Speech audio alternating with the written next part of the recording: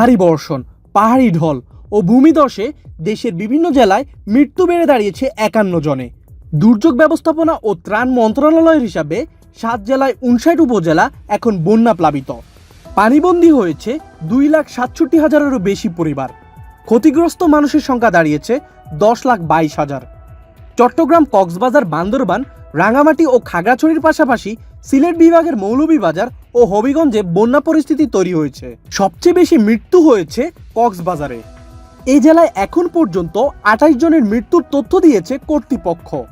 চট্টগ্রামে মারা গেছেন ১৩ জন, বান্দরবানে ৬ জন, রাঙামাটিতে ৩ জন এবং মৌলভীবাজারে ১ জন।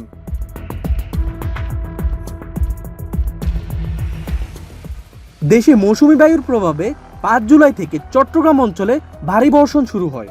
চট্টগ্রামে কয়েকদিনের ব্যবধানে ১,৩৫৪ মিলিমিটারেরও বেশি বৃষ্টি রেকর্ড করা হয়েছে।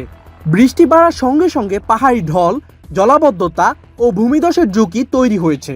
কর্তৃপক্ষ ঝুঁকিপূর্ণ এলাকার মানুষকে সরিয়ে নেওয়া, সতর্কতা জারি এবং শিক্ষার্থীদের পরীক্ষা স্থগিত করার মতো পদক্ষেপ নেয়। তবুও বহু এলাকা দ্রুত পানির নিচে চলে যায়। চট্টগ্রাম অঞ্চলে এখনও সবচেয়ে বড় দুর্ভোগ দেখা যাচ্ছে। বাঁশখালী, সাতকানিয়া, লোহাগাড়া, চন্দনাইশ, ফটিকছড়ি ও হাটহাজারীর বহু এলাকায় ঘরের ভেতরের পানি। কোথাও হাঁটু পানি, কোথাও কোমর পানি নিয়ে দিন কাটাচ্ছেন মানুষ। অনেক পরিবার ঘরের ভেতর অস্থায়ী মাচা বানিয়ে সন্তানদের নিয়ে আশ্রয় নিয়েছে। কোথাও পানি কমতে শুরু করলেও স্বাভাবিক জীবনে ফেরার সুযোগ এখনও তৈরি হয়নি। কক্সবাজারে বন্যার পানি কিছু এলাকায় কমলেও দুর্ভোগ কাটেনি।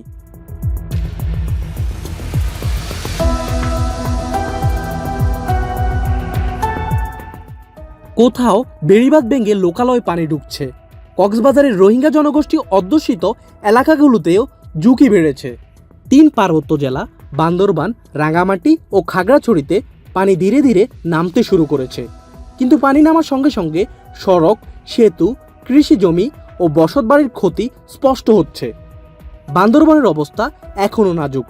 সাঙ্গু নদীর পানি কমলেও জেলা শহরের অনেক এলাকা পানির নিচে। বান্দরবান চট্টগ্রাম ও বান্দরবান রাঙামাটি সড়কের বিভিন্ন অংশেও পানি রয়েছে। রাঙামাটির বাগাইছড়ি, বিলাইছড়ি ও বরকলের নির্মাঞ্চল থেকে পানি কমতে শুরু করায় কিছু মানুষ আশ্রয়কেন্দ্র থেকে ঘরে ফিরেছেন। তবে অনেক পরিবার এখনও আশ্রয়কেন্দ্রেই রয়েছেন। খাগড়াছড়িতেও পানি কমার পর মানুষ ঘরে ফিরতে শুরু করেছেন। কিন্তু গ্রামীণ সড়ক, আমন হাউসের বীজতলা, জুম ক্ষেত ও সবজি ক্ষেতের ক্ষতি নিয়ে নতুন উদ্বেগ তৈরি হয়েছে।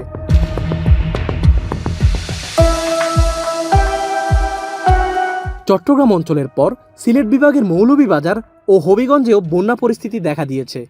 হবিগঞ্জে প্রায় ৬,০০০ পরিবার পানিবন্দী। নিম্নাঞ্চলের অনেক ঘরে এখনও ২ থেকে ২.৫ ফুট পানি। মৌলভীবাজারের ৭ উপজেলার মধ্যে ৫টিতে বন্যা পরিস্থিতি তৈরি হয়েছে। সেখানে ৭,০০০-এরও বেশি পরিবার পানিবন্দী হয়ে পড়েছে। এদিকে সুনামগঞ্জ, নেত্রকোনা, কুড়িগ্রাম ও যশোরের কিছু এলাকাতেও ভারী বৃষ্টি, উজানের ঢল, নদী ভাঙন ও জলাবদ্ধতার ঝুঁকি বাড়ছে। বন্যা পূর্বাভাস ও সতর্কীকরণ কেন্দ্র বলছে চট্টগ্রাম অঞ্চলে পরিস্থিতি কিছুটা উন্নতি হতে পারে। তবে সিলেট বিভাগের নির্বাঞ্চলের পরিস্থিতি কতটা বদলাবে তা নির্ভর করবে বৃষ্টির উপর। আবহাওয়া অধিদপ্তর জানিয়েছে আগামী কয়েকদিন ভারী থেকে অতি ভারী বৃষ্টির আশঙ্কা রয়েছে। নির্বাঞ্চলের মানুষ এখন আশ্রয়, খাবার, বিশুদ্ধ পানি ও চিকিৎসা সহায়তার অপেক্ষায়। হাজারো মানুষ সরকারি আশ্রয়কেন্দ্রে অবস্থান করছেন। ত্রাণ পৌঁছালেও অনেক দুর্গত এলাকায় এখনও সহায়তা অপ্রতুল।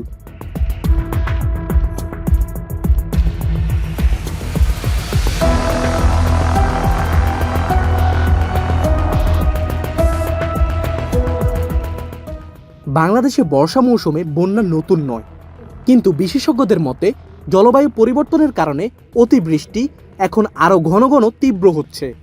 তাই পানি নামার পরেও এই দুর্যোগের আসল চ্যালেঞ্জ শেষ হচ্ছে না। সামনে রয়েছে ঘরবাড়ি মেরামত, কৃষি পুনরুদ্ধার, বিশুদ্ধ পানি নিশ্চিত করা এবং ক্ষতিগ্রস্ত এলাকায় লাখো মানুষের স্বাভাবিক জীবনে ফিরে যাওয়ার কঠিন লড়াই।